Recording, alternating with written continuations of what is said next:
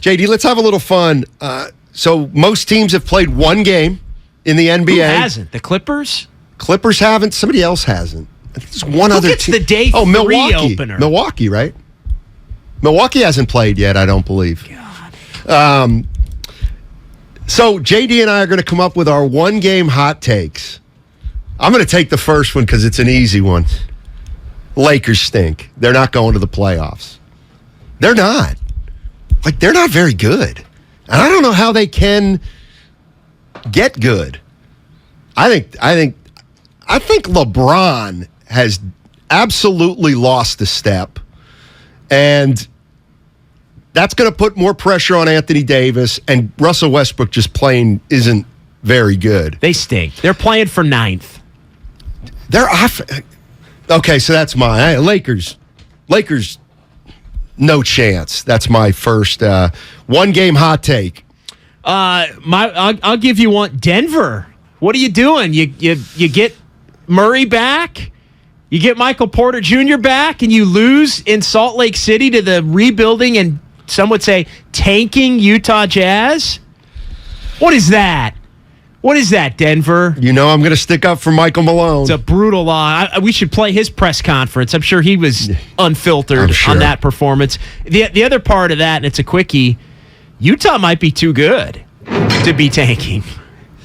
They're gonna be like Oklahoma City, where they're winning so much that they have to either deactivate or start trading guys. Yeah. Well, let me tell you, when it comes to tanking, all teams must answer to the San Antonio Spurs. Oh yeah, they are awful.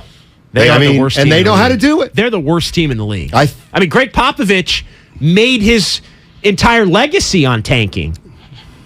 His whole legacy. It's true. I mean, he was an afterthought when he was the interim head coach / GM who happened to make himself the head coach after he got Tim Duncan. You didn't like Bob Hill? Bobby. Okay. My next hot take after one game. Bob Hill wore nice shoes. He was a good dresser. As a coach. He was a good dresser. Really nice, yeah. Of course, his son was in the Warrior organization for a while. Premature. I thought this team was going to be terrible. They're not going to be terrible. In fact, they're going to the playoffs again. The Portland Trail Blazers. No, they're not. They're playing for 9th. They got Damian Lillard. They're playing for 9th. They got Nurkic. Playing for 9th. Jeremy Grant. Not bad. Simon's coming into his own. I'm telling you, they're going to finish. They're going to make the playoffs. They're one injury even away. If it's a play-in game to get in there. Well, that's not. Well, okay. So you think to get there. Okay. Yeah, they'll make it. They're playing for 9th. They're like the Lakers and some other teams. They're playing for 9th. They're better than the Lakers, aren't they?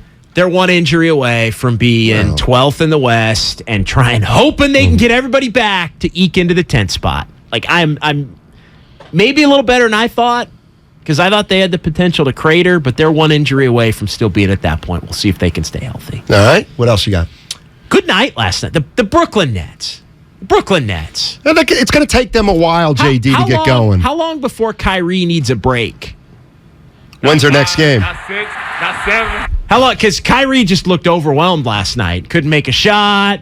Bad defense. It's tough. It's tough when you don't play all the game. It's tough, Steiny, when you play 40% of your team's games to ramp it back up to a level where you have to play, or at least pretend like you're going to play all 82 or some semblance of all 82. So I texted our buddy Nick Friedel last night. Yeah. I said, how long until Kyrie needs a breather? What did he say? He said, it's coming.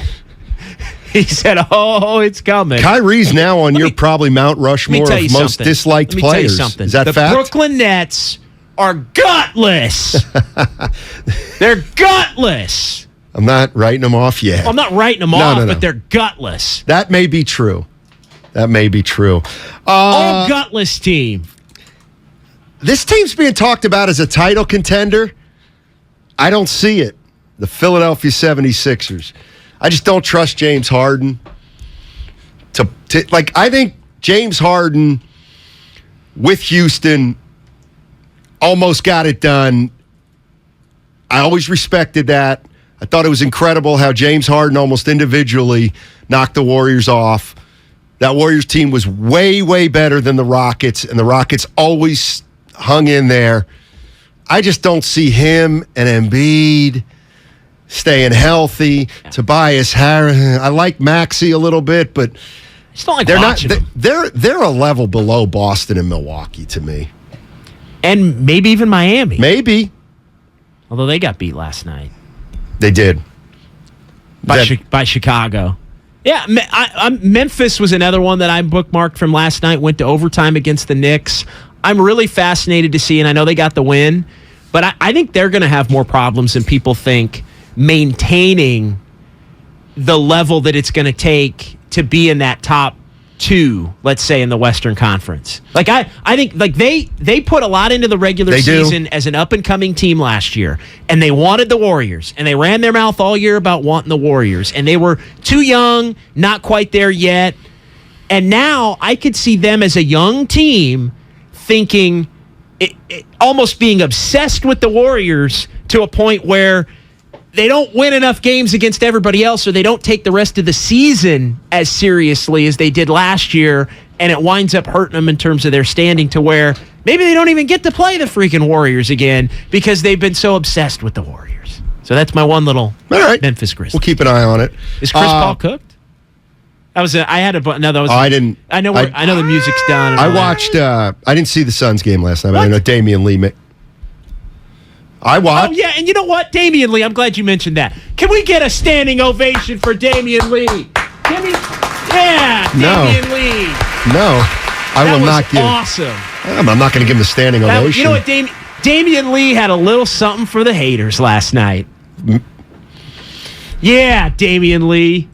And that's not directed at you. I know Damian Lee was not your favorite player. I think he's dirty. I think he's a dirty player. You pointed that out to me, and you were right. Like, I started watching for it, and I was like, damn, Steiny, that was a great pull. But Warrior fans were so anti-Damian Lee. It was disproportionate. It was ridiculous. It was asinine. It was just like... It was a joke. Chioza, too, they didn't like. It was a joke how much Warrior fans didn't like Damian Lee. We're going to see Chorizo. And so, yeah, I'm giving Damian Lee a standing O. I don't think Boston's going anywhere, JD. I think they're going to be there at the end with Milwaukee. And then lastly, there's a team, I keep an eye on this team anyway, but Minnesota's worth keeping an eye on. Just kind because of an underwhelming win for them. Yeah, but I'm worried about them. It's going to be interesting. They're not as good, I don't think. We'll see. But they also still top 8. They also may get bit by we were a year ahead of schedule last year because we won 48 and we won a series. They could be due for the Atlanta Hawks backslide. You know how you mitigate that? How? Coaching. What do you got, Chris Finch? Hey, the 408 Pelicans, baby. We'll see. They're top 8.